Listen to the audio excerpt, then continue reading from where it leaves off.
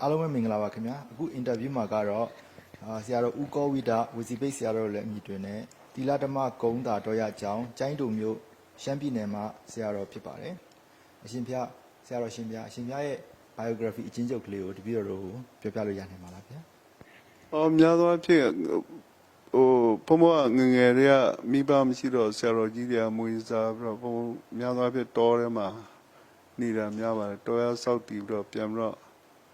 1980ကျော်လောက်မှာပြန်ပြီးတော့အဲ့ဒါဒီတောရနေပြီးတော့တီလာဓမ္မကုန်းရသာတောရအကြောင်းကိုရောက်လာတာပါရောက်လာပြီးတော့အဲ့ဒီမှာတခါအဲ့ဒီမှာ91ကနေပြီးတော့95အထိကိုဘုံဘအဲ့ဒီမှာတီလာဓမ္မကုန်းသာတော်ရဲ့အရှိရအဲ့ဒီကိုထောက်ဝိလုံဆိုတဲ့နေရာမှာတော်ရဆောက်တည်တယ်ဆောက်တည်ပြီးတော့အဲ့ဒီနောက်ပိုင်းမှာအဲ့ဒီတီလာဓမ္မကျိုင်းတုံမျိုးတီလာဓမ္မကုန်းသာတော်ရအကြောင်းကိုလာပြီးတော့အဲ့ဒီမှာသရင်သုံးပြီးတော့အဲ့ဒီမှာစပြီးတော့ဒီနေ့အထိဆိုနှစ်ပေါင်း20ကျော်လောက်ရှိပါပြီအရှင်ဖျားတပည့်တော်တို့ပေါ့နော်ဒီကြပြားတွေအရှင်ဖျားရေးရတယ်လို့လည်းသိရပါတယ်ဗျာဆိုဘယ်လိုများအရှင်ဖျားဘယ်လိုမျိုးကြပြားရေးလေးရှိပါလဲဗျာများသောအားဖြင့်ဘုံဘုံတို့ဟာဒီပေါ့နော်ဒီကြပြားတွေဆိုတဲ့နေရာမှာများသောအားဖြင့်တခါလည်းတချို့မေးကြပါတယ်တချို့ကကာယံနဘေနဲ့ဆရာဇော်ကြီးတို့ရေးသလိုနော်အဲ့လိုပီတာလန်တို့ဆိုတဲ့ကြပြားမျိုးလိုအများကြီးရေးကြပါတယ်တချို့ကလည်းဒီလိုပေါ့ကာယံမဲ့ကြပြားဆိုပြီးရေးကြပါတယ်အဲ့ဒီခါကျတော့ဘုန်းဘုန်းတို့ဒီမှာဘုန်းဘုန်းတို့ဒီနောက်ပိုင်းမှာကျတော့ရှည်လျားတဲ့ကြပြားတွေကလေးတွေနားလဲတဲ့ကြပြားတွေကိုရေးမိစားတူတောင်းနဲ့ထိမိတဲ့ကြပြားတွေကိုရေးတာများပါနောက်တစ်ခုကပေါ့ဒီဘုံဘာကိုရှောင်လဲဆိုဒီပါဠိပါကကိုမလိုအပ်ရင်သိအသုံးမပြုဘူးနောက်တစ်ခုကဘာဖြစ်လို့လဲဆိုတော့ပေါ့နော်ဒီနောက်ပိုင်းကလေးတွေကြာရင်သူတို့ကဒီဟာလေးတွေကိုသူတို့အချိန်ယူတော့လဲဖတ်နိုင်တဲ့ဘယ်လိုပြောမလဲဖတ်နိုင်တဲ့အချိန်ကမပေးနိုင်အဲ့တော့သူတို့တိုးလို့ရှင်းတီမိလေးနဲ့လောကကြီးကိုကြည့်တဲ့ angle ဒီကိုပြောတာပါနံပါတ်1ကတော့ဗုဒ္ဓသာသနာပါပဲနံပါတ်2ကငြိမ်းချမ်းရေးပေါ့ဘာဖြစ်ဘုံဘုံတို့ဒီခေတ်ကာလဖြတ်တန်းခဲ့တဲ့ခေတ်ကာလအရန်ဒီရှမ်းအရှိမှဒီသဘုံတွေရော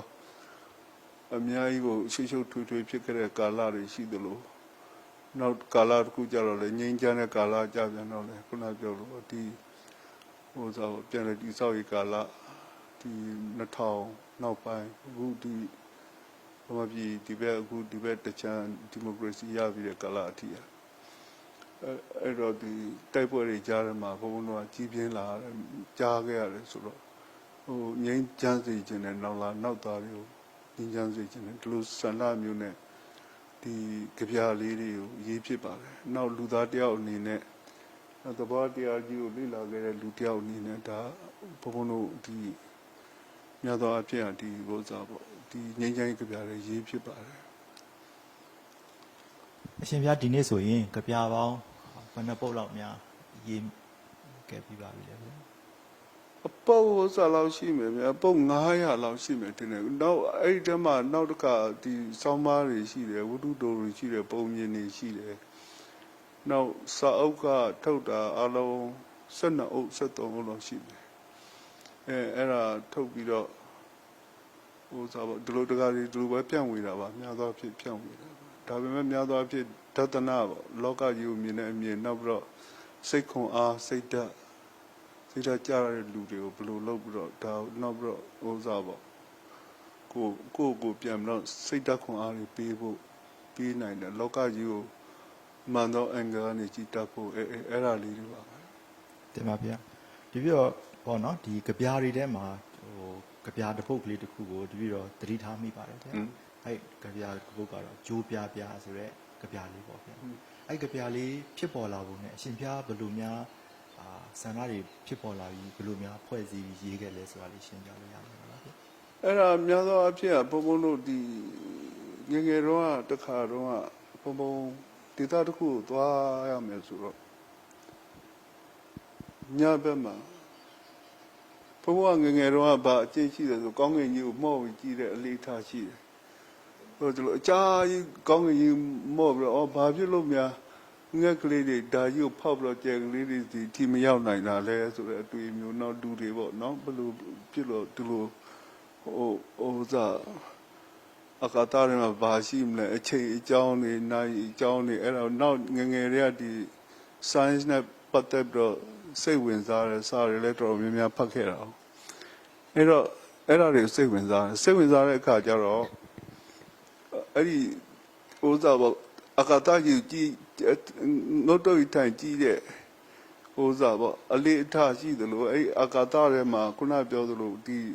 လင်းလဲနေတဲ့ကြယ်လေးတွေအကြောင်းလည်းအများရန်ကြည့်တယ်တခါလေဒီမြို့ကလူတွေကြတော့သူတို့ကဒီမီးအောင်အောက်မှာနေတော့အဲ့ဒါတွေသတိမထားမိဘူးဘုံတို့တောမှာကြတော့ဒီလိုဟိုကွင်းပြောင်ကြီးတမှာပလက်နဲ့ဟိုဥစားတွေဥက္ကမိုးတွေရွာတာတို့ပါဆိုကြည့်ရတာအရန်ဝါဒနာပါတယ်နောက်တစ်ခုကအဲ့ဒီမှာဘာလို့သွားကြည့်တယ်ဆိုအကာသရရနေပြီးပြန်ပြီးတော့ဒီနောက်အင်္ဂါတစ်ခုကနေပြန်ကြည့်ဘာဖြစ်လို့ဒီစက်ကြောလားခုနေစက်ကြောလားဟုတ်လားဒီစက်ကြောလာတဲ့မှာအလှဆုံးဒီဘာလဲဆိုကဘာကျိုးပဲအပြာရောင်လေးရှိတယ်နောက်တစ်ခါဒီအနန္တစက်ကြောလာမှာဆိုလဲအလှဆုံးပြင်ကောင်းပါဘာဖြစ်လဲဆိုကိုယ်အိမ်ကိုမြေကိုဂျိုအေးအဲ့ဒါကြောင့်မဒါနောက်အတွေးလေးတစ်ခုကဘာဖြစ်လို့ဒီလောက်လှတဲ့လူများတွေဒီဂျိုအကုန်လုံးကနေပြီးတော့ဟိုးစားတယ်ဒီလောက်လှတဲ့ဂျိုထက်မှနေတဲ့တတ္တဝါတွေကငြိမ်းချမ်းချမ်းချမ်းပျော်ပျော်ရွှင်ရွှင်နေနိုင်တဲ့ချမ်းရှိပါရဲ့နဲ့ဘာကြောင့်များရန်ဖြစ်နေကြတာလဲဘာကြောင့်များတိုက်ခိုက်နေကြတာလဲဘာကြောင့်များခုနပြောသလိုပေါ့တယောက်နဲ့တယောက်ဟိုဆဲဆူနေကြတာလဲဆိုတော့ဟိုစားပေါ့ဒါငြိမ်းချမ်းရေးပေါ့နော်နောက်ပြီးတော့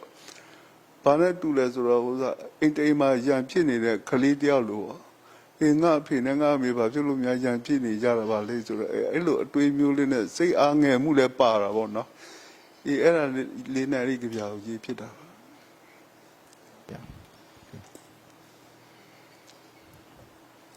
အားလုံးသိအောင်ဒီကြိုးပြပြဆိုတဲ့ကြပြလေးကိုဒီပြီးတော့ဖတ်ပြလိုက်ပါမယ်ဗျာကြိုးပြပြကဘာကြိုးကိုအာကာသထဲမှာပြန်ကြည့်ဘူးလားအာကာသအကာအကွယ်ပြုဖို့လေတုကြီးကအုပ်ပေးထားလို့လေတုတဲကိုဖောက်ပြီးကြီးလိုက်ပြန်တော့လှိုင်းလေလူတွေနဲ့ပင်လဲပြနှင်းတွေဖုံးနေတဲ့ဟိမဝန္တာတိမ်ပကြီးတွေကြားကတောင်တန်းများဘယ်ကြုံမှမမိတဲ့အလှတရားစัจ java ရာကကျေတာယာတွေဥညွတ်ရလောက်တဲ့အလှတရားဥခိုက်ရလောက်တဲ့အလှတရားအနှိုင်းမရှိတဲ့အလှတရားတို့နေထိုင်ရာဂျိုပြပြတို့နေထိုင်ရာလောကကပါအဝေးကလှမ်းကြည့်လိုက်ရင်ရန်ဖြစ်နေကြတယ်ဘယ်သူထင်မလဲဆဲဆူနေကြတယ်လို့ဘယ်သူထင်မလဲပြိုင်ဆိုင်နေကြတယ်ဘယ်သူထင်မလဲဒီလောက်လှတဲ့ဂျိုထက်မှာဒီလောက်လှတဲ့ကဘာထက်မှာဘယ်လိုပဲဖြစ်ဖြစ်ပေါ့စัจ java ရာရဲ့ကျေတာယာတွေထဲမှာတားချော့တေးတွေညီးညွတ်ရင်လွင်မျောစေပါကြိုပြပြအဲ့တော့နောက်ဆုံးပိုက်တွေကနည်းနည်းဟိုစားထည့်ထားတယ်စัจ java လာထဲမှာသူကလွင့်မျောခြင်းဆိုတော့သူကဒီနေကိုဘ ਹੁ ပြုပြီးတော့အမောင်ထဲမှာလွင့်မျောနေတာရှိတယ်စัจ java လာတဲ့ဂျိုစုတွေလွင့်မျောခြင်းရှိတယ်အဲ့ဒါပြားပရုံးကြီးလို့သွားနေဒါကဥစားဒီ science လေ့လာတဲ့လူတွေဒီအကာသသိပ္ပံလေ့လာတဲ့လူတွေအကုန်သိတယ်အဲ့တော့သူကဟိုပြားပရုံးတွေလို့သွားနေကြတယ်ဒီလွင့်မျောနေတဲ့ခါမှာသားချော့တေးလေးညီးညူရင်လွင့်မျောစေပါကြိုပြပြဆိုတော့သူက generation by generation ဘလို့ပဲမွေးဘလို့ပဲတည်လောကကြီးကတော့တုံနိပါဝေပေးစပ်တော့သူဒီရှင်တန်နေသေးပါပဲသူရဲ့အလှတရားကိုသူထိမ့်သိမ်းထားသေးပါပဲဆိုတော့ဆိုလို့ချင်းဖြစ်တယ်ကျွန်တော်ပိုင်းနေကတော့ခုနပြောလို့ပေါ့ဟိုစားပေါ့ဒီခုနဘုံပြောခဲ့တယ်လို့ပဲသူဘာနဲ့တူလဲဆိုရက်ွက်တကွက်တည်းမှာအရင်လာတဲ့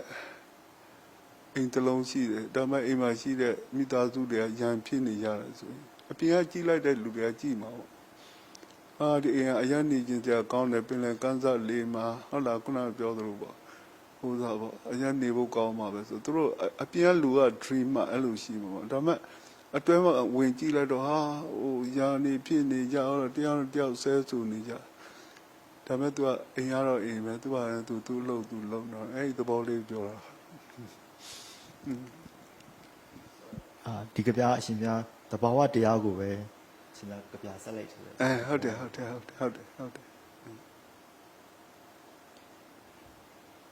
ပြီးတဲ့ခါကျတော့ဒီပြီးတော့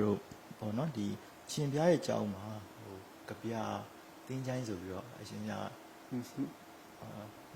လုပ်ထားတယ်လို့သိရပါတယ်ဗျာအဲ့ဒီ UR ချက်ကလေးလည်းအရှင်ပြပြောပြလို့ရတယ်ဟုတ်လားဗျာအဲ့ဒီကပြတင်းချိုင်းဆိုတဲ့ idea ဒါတော့ဖုန်းတင်တယ်ပဲမမလည်းရှိမှာမဟုတ်ပါဘူးမရှိဘူးဆိုတာဘာဖြစ်လို့လဲဆိုတော့ဒီ idea ပဲရတယ်ဆိုတော့ဘုံအဲ့ဒီဥစားမင်္ဂလာတော်စစ်တင်ကြမ်းရောက်ဘူးလေနော်အဲ့ဒီကঞ্จနဘူရီကအဲ့ဒီဥစားတေမင်းတမန်လမ်းမှာသူကအဲ့ဒီအင်္ဂလိပ်တွေစစ်တင်ကြမ်းရှိတယ်အဲ့တော့ကြည့်လိုက်အသက်လေးတွေကဘာမှမကြည့်သေးဘူးဥစားအဲ့ဒီတော့ရဲဘော်လေးတွေ pilot တွေဥစားတွေဆိုလို့ရှိရင်အသက်ရှိလာမှ25 24ငယ်ငယ်လေးတွေနဲ့တည်သွားကြတာအဲ့ကြေးပြားလေးတွေနဲ့သူကတန်းစီပြီးတော့အဲ့ဒီတင်ကြမ်းကိုလှုပ်ထားတာဒီနေ့တိရှိတော့ဒီနေ့တိလည်းသူတို့ရဲ့သားတွေမြေးတွေလာပြီးတော့ဂရဝပြုကြတော့အဲ့တော့ဘုန်းကဘာတွေးလဲဆိုတော့နောက်တစ်ခုကဘာသွားတွေးမိလဲဆိုတော့ဒီကွန်ပျူတာတို့အခုကဘုန်းတို့ဒီtechnology ခေတ်ကိုရောက်လာပြီ information technology ခေတ်ကိုရောက်လာပြီနောက်တစ်ခေတ်ဆိုလို့ရှိရင်ခုနပြောတဲ့ဟိုစားဒီ control technology nano technology ခေတ်ကိုရောက်တော့အဲ့တော့အခုကဒီခေတ်မှာတော့မှဒီစာလေးတွေရေးလိုက်ပျောက်လိုက်ဖြစ်သေးတယ်အဲ့တော့ဘာသွားသတိရတယ်ဆိုတော့မန္တလေးတောင်ကြီးမှာရှိတဲ့မင်းလုံးမီကုသိုလ်ပြုခဲ့တဲ့အဲ့ဟိုစားပြိကသုံးပုံကဘာကြီးဆုံးစာအုပ်သွားသတိရမိနောက်ကဘာသွားသတိရမိလဲဆိုတော့အဲ့မင်းကုန်းဆရာတော်ကြီးရဲ့ဟိုစားအဲ့ဒီဘုရဝင်သူလောက်ထားတာသူ translate လုပ်ပြီးတော့ကြောက်သားတွေပေါ်မှာရေးထားတာဆိုတော့ဘာကြောင့်သူတို့ဒီလိုရည်ရွယ်ခဲ့လဲဆိုတော့ပေးစားဆိုတာလည်းကြာမခံစာအုပ်ဆိုတာလည်းနှစ်တရာလောက်ပြီးကုန်တော့ဒီတော့ကြောက်သားပေါ်မှာတင်ခဲ့တော့အကြောင်းတရားသည်နှစ်ပေါင်း100ဖြစ်မယ်1000ဖြစ်မယ်လာမယ့် new generation တွေကစောင့်ရှောက်တယ်လို့ဒီဒသနာတွေဒီအကြောင်းတရားတွေကမြဲမယ်လို့ယုံကြည်တယ်ကွန်ပျူတာဆိုလည်းဟာတစ်တယ်မှာခဏလေးတွားရင်သွားမှာဟုတ်လားခုနပြောလို့အဲ့ဒါကြောင့်မလို့သူကရေရှည်ခံနိုင်အောင်ဆိုတော့ဟိုစားနဲ့လုပ်တယ်နောက်ကပြတင်းချိုင်းဆိုတဲ့သဘောကအဲ့မှာအဲ့တော့စဉ်းစားတာဘာစဉ်းစားဘာဖြစ်လို့များဒီလူတွေနော်လာနောက်သားတွေအတွက်ကြပြလေးတစ်ပုတ်လောက်ရေးခဲ့တယ်ဆိုလို့ရှိရင်နောက်လာနောက်သားတွေအတွက်အရန်ကောင်းပါပဲဆိုတဲ့အတွေးလေးကရှိတဲ့အခါကျတော့ဒီဗုဒ္ဓတသနာတွေကိုဟိုစားအလေးအပင်မဟုတ်မလို့ရိုးလေးဘာဖြစ်ဆိုတော့ဘုံဘုံရဲ့အကြောင်းရဲ့အရှိမကျိုင်းတုံတက္ကသိုလ်ရှိတယ်ဆိုဝင်လာရင်အဲ့ဒီသူတို့တက္ကသိုလ်အရင်ဖျက်ရတယ်ပြီးတော့မှဘုံကျောင်းကိုရောက်တယ်အဲ့တော့ဘုံကျောင်းကဂုံလေးပေါ်မှာရှိတော့အဲ့တောင်စောင်းလေးမှာလို့ငါဒီလိုလေးဖန်တီးလိုက်ရင်ကောင်းမယ်ပေါ့ဆိုတော့အဲ့ဒီကြတင်ကြိုင်းလေးကိုဖန်တီးဖြစ်တယ်အခုဒီနေ့လည်းဘုံရှိမရှိကလေးတွေကလာပြီးတော့ဖတ်ကြတာ Saturday Sunday ဆိုလာပြီးတော့ကူးယူကြအဲ့တော့ကိုကတိတ်ဆိတ်ချင်းအတဲ့သူတို့နှစ်ပေါင်းများစွာကိုတည်ပြီးတဲ့အထိနှစ်ပေါင်းများစွာသူတို့ကိုယ့်ရဲ့ဒသနာကိုကဟိုစားပေါ့ဖော်ပြနိုင်တယ်နောက်ပြီးတော့အဲ့ဒသနာလေးကြောင့်ဒသနာလေးတွေကြောင့်ဒီကလေးတွေကနောင်လာနောက်သား generation တွေကအတိတရားလေးတစ်ခုထွက်ပေါက်လေးတစ်ခုရမယ်ဆိုလို့ရှိရင်ကိုတည်သွားပြီးသည့်တိုင်တန်တရားမှာစုံကကျုံနှက်တယ်အရှင်များယနေ့ဒီပေါ့နော်ဒီကပြစာအုပ်ပေါင်းဘယ်နှအုပ်များထုတ်ဖို့ပြပါလဲဗျာ73 74အုပ်လောက်ရှိမယ်အဲ့ဒါမဲ့ဘုံကရောတာခုနပုံမြင်လေးတွေနဲ့ရောတော့ဥစားရေးတာတော့ဘာလို့အများကြီးအရင်တော့မရေးဖြစ်ပါဘူးနောက်ပိုင်းမှတက္ကနဲ့တက္ကမိုင်းနေရလဲသူတို့ကစာပေကို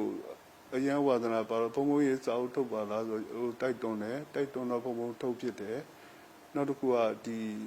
အဲ့တော့ဘယ်သူနဲ့တွေ့တယ်ဆိုရင်ကိုနင်ကြတို့ကိုကောင်းတန်းတို့နောက်ဒီသူတို့အဖွဲ့တွေနဲ့တွေ့တယ်တွေ့ပြီးတော့မှသူတို့ကထုတ်ဝေဒါတော့ဘယ်လိုလုပ်လဲဆိုတော့ဒီနေ့ကြည့်အရှင်ဖျားကြပြာရေးတဲ့တက်တန်းပေါ့နော်ဘယ်လောက်ရှိပြီလို့20ကျော်လောက်ရှိပြီ20ကျော်လောက်ရှိပြီဆိုတော့အဲ့20အတွင်းမှာပေါ့နော်ဗျာအရှင်ဖျားရေးတဲ့ကြပြာလေးတွေအတွက်ကြောင့်လူတွေရဲ့ပေါ့နော်response ပေါ့ဗျာအဲ့လိုမျိုးအရှင်ဖျားတွေ့ကြရတာမှရှိပါလားဗျာမရှိဘူးသူတို့ကြိုက်ကြပါတယ်များသောအားဖြင့်ကြိုက်တယ်ဆိုတော့သူကတစ်ခါတလေကကြပြာရေးတယ်ဆိုတာဟိုစားသူတို့ပြုံးနေဖတ်ဟိုစားအခြေဝတ္ထုတို့ကတုံးလို့ဖတ်တာမျိုးမဟုတ်သူကတစိမ့်စိမ့်တွေးယူရတယ်မျိုးတော့အဲ့ထက်မှကိုကဖွဲ့ထားနိုင်လေလှလေဟိုစားသူကဒီဒသနာတွေကိုပြောချင်တဲ့ဒသနာကို interact အနေနဲ့ဖွဲ့ထားပြီးတော့မှဖွဲ့ထားနိုင်လေလှလေအဲ့ဒါကိုသူကအတိပ္ပယ်ကာယံလို့ခေါ်တယ်ကာယံရဲ့ကာယံစာလုံးရဲ့ကာယံဟိုတာခကအဲ့လိုမျိုးတာခကဆိုတဲ့ဟာမျိုးမဟုတ်ဘူးဒီကာယံလေးတွေနဲ့သူကဒီဥစားဖွဲ့ထားပြီးတော့ရေးတာပိုကောင်းတယ်ဆိုတော့လက်တွေ့တယ်နောက်စိတ်လည်းချမ်းသာတယ်ဟိုဥစားရေးရတဲ့လူရောဖားရတဲ့လူရောစိတ်ချမ်းသာအရှင်ဖျားရေးခဲ့တဲ့စာအုပ်73ထဲမှာပေါ့နော်ဗျာအရှင်ဖျားပေါ့ဒီစိတ်အားအရအဆုံးပေါ့နော်အားရဆုံးစာအုပ်ကြပြာလေးများရှိပါလားဗျာဘယ်လိုဥပမာလေးမဟုတ်အဲ့ဒါဘုံဘုံကတကူအားကြတယ်တကူအရင်ဥစားအားကြတော့အဲ့ဒီမှာဘုံဘုံအကြိုက်ဆုံးလို့ပြောရင်အဲ့ဒီဥစားဒီဥစားငက်တီလီအိုနေကံဝင်လွန်ချင်းဆိုတဲ့စာအုပ်အကြိုက်ဆုံးငက်တီလီအိုနေကံဝင်လွန်ချင်းဒီဟာသူကဒီငက်အိုတကောင်ရဲ့သူကဟိုတန်မြာမှာသူရဲ့ဖြတ်တန်းခဲ့ရတဲ့တန်တရားမှာဖြတ်တန်းခဲ့ရတဲ့ဘဝတွေမှာဖြတ်တန်းခဲ့ရတဲ့အကြောင်းတရားတွေအကုန်လုံးကိုဒီထဲမှာပြုံပြီးတော့ထည့်လာတယ်အဲ့တော့တကူကသူက Hinduism ဆိုတော့ Hinduism angle နဲ့ကြည့်ပြီးတော့လောကကြီးအကြောင်းကိုပြောသွားတာတဘောကြီးတရားအကြောင်းကို Hinduism နဲ့ human တရားအနေနဲ့ပြောသွားတာဘုံဘုံတော့ Buddhism အနေနဲ့ဒီလိုကြပြာရှိတပုတ်နဲ့ဒီလောကအကြောင်းပြောကျင်တာပြောကျင်တဲ့အခါကျတော့ခုနပြောသလိုပေါ့အဲ့ဒီခါကျတော့ရေးဖြစ်တယ်ဆိုတာသူကဥစားလေအကြာကြီးလဲရေးရတယ်နောက်တစ်ခုကကြပြာရှိရေးတယ်ဆိုတာကြာလေးမဟုံသွားအောင်ထိရလေးကြာလေးမဟုံသွားအောင်ထိရဒီအင်းနဲ့ကအဖျားမရှိဖို့အရန်ရေးကြည့်တယ်ဆိုတော့အစိုက်ကောင်းခြင်းရှိရမယ်အလဲကောင်းခြင်းရှိရမယ်အဆုံးကောင်းခြင်းရှိရမယ်အဲ့တော့ဘုံဘုံတို့ကဘာကိုအဲ့ဒီမှာအားထည့်လိုက်လဲဆိုတပိုက်စီရဲ့ကောင်းခြင်းကိုထည့်လိုက်တယ်အဲ့ဒီခါကျတော့သူကအစစီလဲကောင်းတယ်အလဲစီလဲကောင်းတယ်ပြောခုနမင်းနဲ့စာတကူဆိုတာကရာဒင်နတ်တကူပြောတာဥစားအိန္ဒိယဟုတ်တယ်ပြားစရာရဲ့အကြောင်းဓမ္မဂီတတော့ဘာလို့ရေးလဲဟုတ်တယ်ဆိုတော့သူ့ရဲ့ကြပြာလေးကိုအရှင်ပြပဲအရွယ်ကနေစဖတ်ဖြစ်ပါလေဗျဘုံ14လောက်တည်းဖတ်တယ်သူ74တည်းဖတ်ဆိုတော့အဲ့ရနေစပြီးတော့အရှင်ပြကြပြာရေးမယ်ဆိုတော့စန္ဒတွေပါလာတာပေါ့မဟုတ်ငငယ်ဟိုတီလဲပါတယ်ဗျနောက်တော့ငငယ်ဟိုဒီ natural လေးလာတဲ့အကျင့်လဲပါတယ်နောက်တစ်ခုကပါလဲဆိုတော့ဟိုတော်ရဲတောင်ထဲမှာနေတဲ့ domestic သူတော်စင်တွေတရားထိုင်တဲ့သူတော်စင်တွေမှန်သမျှဒီသဘောတရားအကြောင်းပဲလိလာတယ်သဘောတရားစီရပဲသူကဒီဥစားတို့ဒီစသင်္ကန်းထဲမှာမရှိတဲ့သင်္ကန်းစာတွေကသဘောတရားကြီးမှရှိတယ်အဲ့တော့ကိုယ့်အကူ silent in the teaching in silence တဲမှာကိုယ်သိရတာအဲ့တော့သူကအဲ့နှစ်ခုပေါင်းလိုက်တဲ့အခါကျတော့ခုနပြောအဲ့ခုနတကူတို့အများကြီးပါပဲဖတ်တဲ့စာအုပ်တွေကတော့အများကြီးပါပဲဟုတ်လားဥစားအရက်ကန်ခံလို့ပြီးတာပြန်အောင်ခဲပန်းလက်ပဲတို့နော်အဲ့ဒါမျိုးပေါ့နောက်တော့ဆရာမင်းသူဝန်တို့နော်အများကြီးပါပဲကောင်းတဲ့တည်းပါအဲ့လိုမျိုးပေါ့နော်ကြပြဆရာတွေဆရာမင်းသူဝန်တို့ဇော်ကြီးတို့အဲ့လိုမျိုးဆရာကြီးတွေရှိတဲ့အထဲမှာပေါ့နော်အရှင်ဖျားကြီးတဲ့ကြပြတွေပေါ့ဗျာအဲ့ဒါတွေကဘလို့ပုံစံမျိုးကိုအခြေခံပြီးတော့ ရေးလေသူ idol လို့ခေါ်မလားအတူယူတာလို့ပြောမလားအတူယူရဲဆိုရင်တော့ဘုံဘုံအတူယူတယ်လို့မပြောချင်ဘူးဘာဖြစ်လို့အတူယူ idol လို့မပြောချင်လဲဆိုတော့တက္ကကြီးစီက idea တခုကိုဘုံဘုံယူလိုက်မယ်ပြီးတော့ဘုံဘုံအဲ့ဒါတဲ့ကောင်းအောင်ပြန်ရေးမယ်အဲ့ဒါကိုယ်ဝတီးပဲဥစ္စာဆိုတော့အခုပြောမယ်ဒီအကြောင်းတရားလေးတခုကအရန်လာတယ်နောက်တော့ကိုကပြန်စဉ်းစားပါဒီထက်လောက်ဘာလေးကိုလိုက်ရင်ကောင်းမလဲဒီငွေပေါ်မှာဘာလေးကိုလိုက်မလဲဆိုတော့အတွေးမျိုးပေါ့အဲ့တော့နောက်တော့သူ့ style မဟုတ်ကို idea ကို style ဖြစ်ရမယ်ကိုတွေးခေါ်ဖြစ်ရမယ်ဆိုတော့ဘဘ idol လို့ပြောရရင်ဥစ္စာပဲခုနပြောတကူပဲပြီးတော့တခါတန်ဃာထဲမှာဘုဥစ္စာidol အဖြစ်ဆုံးတယ်ကိုယ့်ရဲ့စံပေါ့နော်စံလို့ခေါ်မှာဆရာတော်ဥဒ္ဓမသာရတော်ရဲတောင်မှာနေတဲ့ဆရာတော်ဥဒ္ဓမသာရ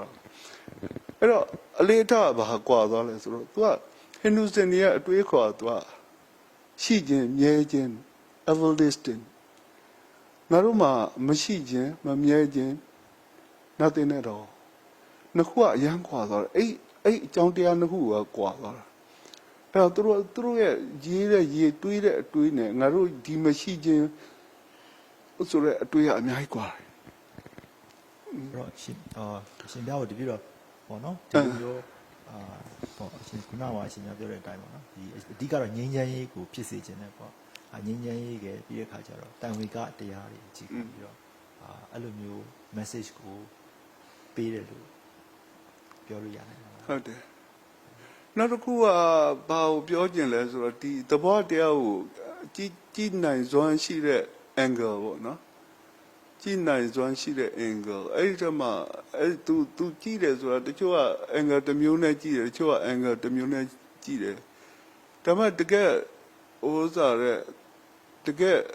တရားထိုင်တဲ့လူတွေကြည့်တဲ့ angle ကတတ်မျိုးရှိတယ်အဲ့ angle လေးတွေကိုခလေးတွေပြန်ချပြတဲ့သဘောမျိုးဥစားပြောတယ်ဒီစောက်ပြီးတော့ဘုံအထုပ်တထုပ်ကျသွားသလိုပဲအရန်ဒီဥစားငှက်တိလေးဦးနဲ့ကန်တို့လွမ်းချင်းရေးပြီးတော့ဥစားဘဝမှာတခုကိုလှုပ်လိုက်နိုင်တယ်လို့ခံစားရတယ်။ဘာဖြစ်လို့ဒီတန်တရားမှာဒီငှက်တိလူကြီးလွင့်မျောရင်းနဲ့တန်တရားမှာသူဖြတ်တန်းခဲ့တဲ့လူတွေအကြောင်းဥစားတွေအကြောင်းအဲ့ဒီမှာခုနကငိုမဲ့နဲ့မိုးတိမ်ကြီးမြင့်မြင့်ကြွေမှကဘာကြီးကလာတာလေ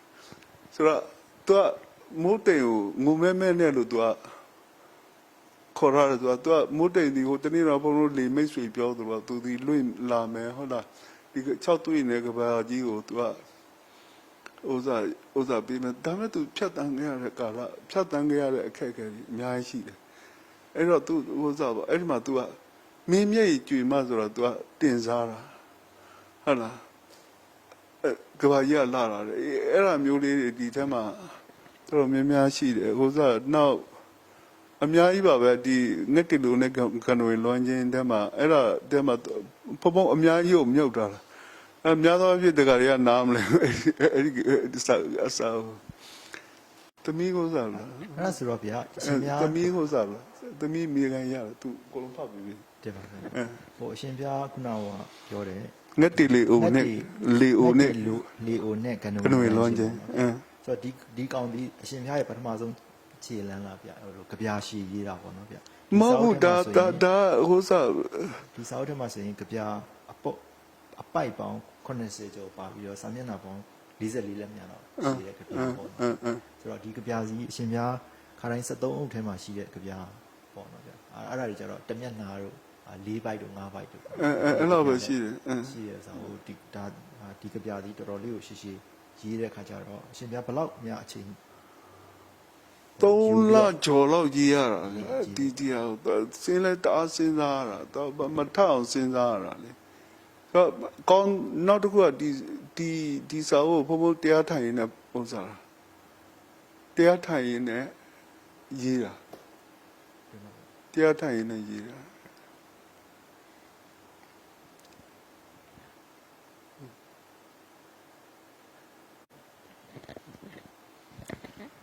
တင်ပါဗျာ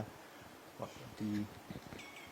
နောက်ပိုင်းအရှင်ဘုရားပေါ့နော်အခုနောက်ထပ်ဘာစာအုပ်တွေများထုတ်ဖို့အစီအစဉ်များရှိပါလဲ အခုကပုံဒီမှာစင်ကာပူမှာကျမကြီးကိစ္စတစ်ခုနဲ့ရောက်နေတယ်အဲ့တော့နည်းနည်းလဲခုနပြောလို့ပေါ့စိတ်လုံးရှားစရာကောင်းတယ်ဒါပြီးတော့ပုံသာသနာပြုလုပ်ငန်းနဲ့စဒီဘွားရဲ့ lifestyle တစ်ခုပြောင်းရတော့မှဆိုတော့များသောအားဖြင့်စာရေးဖို့ပဲများပါတယ်စာရေးဖို့ဆိုတာအခုလောလောဆယ်တော့တအုပ်ရေးနေတယ်နောက်ပိုင်းအဲ့ဒါတွေကိုလည်းကျန်တဲ့ဟိုစားပေါ့တသနာတွေကိုလည်းရေးဖို့ရှိပါတယ်တော်တော်များများနောက်ပိုင်းဆိုစာအုပ်ပို့ပြီးတော့ထွက်လိမ့်မယ်တင် ဒီမှာဗျာရှင်ဘုရားအနေနဲ့ဟိုစာဖတ်ပိသက်တွေကိုပေါ့ဗျာဘာများမှာစရာရှိပါလဲ စာဖတ်ပြိတ္တတွေကိုမှာကျင်တာကတော့သူကဒီဟိုစားပေါ့မိသားစုတွေသားသမီးတွေကိုစာများများပေးဖတ်ကြပါသူတို့နောက်တော့ဒီစာရဲ့အလေးအနက်နောက်တော့အတိတ်အနက်နော်သူပြောခြင်းတဲ့ပုံစံတွေကိုလည်းသင်ပေးကြပါဘာဖြစ်လဲဆိုတော့စာပေကအခြားဒီမီဒီယာတွေနဲ့မတူတဲ့အကြောင်းတရားဘာလဲဆိုတော့သူကဟိုပုံလို့ဒီTV တို့ဒီဟိုစားအင်တာနက်တို့ဆိုလို့ရှိရင်မဟုတ်လေရုပ်ရှင်ကားတွေပါကြည့်သူကကိုကကြည့်ကျင်လဲကြည့်နေရတယ်ကြည့်ကျင်လဲကြည့်နေရတယ်ဒီစာအုပ်မှာကျတော့ကိုကြက်တဲ့စာအုပ်ကိုရွေးချယ်ဖတ်ပိုင်ခွင့်ရှိတယ်ပြီးတော့တခါအဲ့ဒီထဲမှာမှကိုကြိုက်တာကိုမကြိုက်ရင်လည်းခဏဟိုစားမောင်းရင်ခဏပြန်ပိတ်ထားလို့ရတယ်အဲ့တကူကောင်းတာပါဆိုတော့စာဖတ်ခြင်းဟာသူကလူပေါင်းအများကြီးပြောင်းလဲစီတယ်ဟောစာမတတ်တဲ့လူပေါင်းဒီသူကဟိုစားဒီစာမဖတ်တဲ့လူပေါင်းဒီများတော့ပြစိုးရွာတာများယဉ်ကျေးမှုနဲ့အဲ့တော့ဒီတို့နိုင်ငံမှာလည်းဒီနေ့ဆိုလို့ရှိရင် education standard အရင်ကျနေနော်အဲ့ဒီအကြောင်းလေးပြောရရင်လည်းအရှိပြောအောင်ပါအဲ့တော့လူပေါင်းတစ်ခုကိုဒီဗုဒ္ဓဘာသာနိုင်ငံဖြစ်ရတာနဲ့တခါလေဒါမျိုးကြီး